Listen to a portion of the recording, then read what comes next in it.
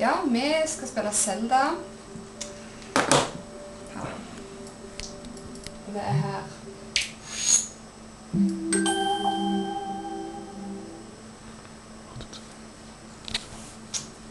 Det kan jo bli ganske spennende, siden jeg aldri har spilt det før, og Øystein aldri har spilt det før. Litt grann, ikke så mye. Ja, ja, det er sant.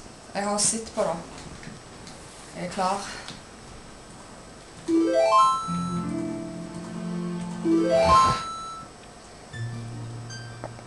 Jaha? Du har jo spilt litt. Ja, ikke mer. Du må være i vann. Ja, vel. Hva skal vi hete da?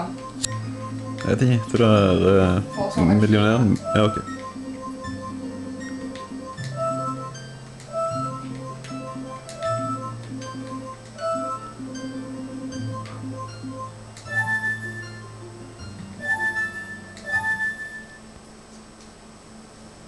Jeg er klar.